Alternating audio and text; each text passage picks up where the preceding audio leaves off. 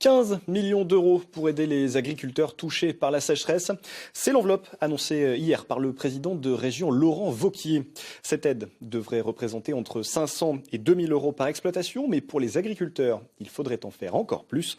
Reportage à Saint-Vénéran en Haute-Loire, Gérard Rivolier, Éric Taxil.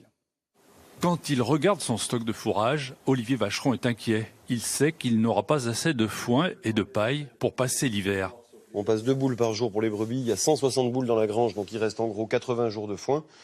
Donc ça c'est inquiétant. Et on a acheté, pour essayer de compenser du fait qu'on ne trouve pas de fourrage facilement, de l'aliment à ma coopérative, qui a pris quand même 50 € la tonne entre 2017 et 2018. C'est pas mal. En urgence, l'éleveur a dû acheter de la paille, mais aussi vendre une partie de son cheptel, une vingtaine de brebis. Il envisage aussi de vendre une partie de ses vaches, mais le contexte n'est pas favorable. Pendant que les fourrages augmentent, le prix de nos animaux baisse complètement. Le prix de la viande a énormément baissé. Il y a beaucoup de vaches qui inondent le marché puisqu'on est tous en train de se dire on va décapitaliser un petit peu nos troupeaux. Et finalement, ces prix-là sont plus du tout à la hauteur. Donc on en arrive à des prix complètement aberrants, beaucoup trop bas pour les éleveurs. Face à cette sécheresse exceptionnelle, la région va proposer une aide de 500 à 2000 euros pour les exploitations touchées.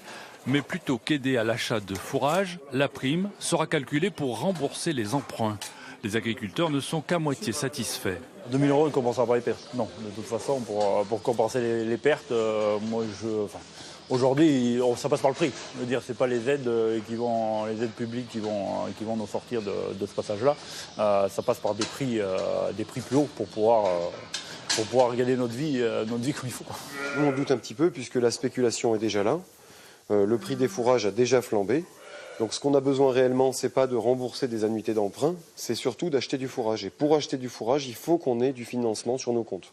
De son côté, l'État devrait aider les agriculteurs dans le cadre des calamités agricoles, mais pas avant février prochain, trop tardif selon les intéressés.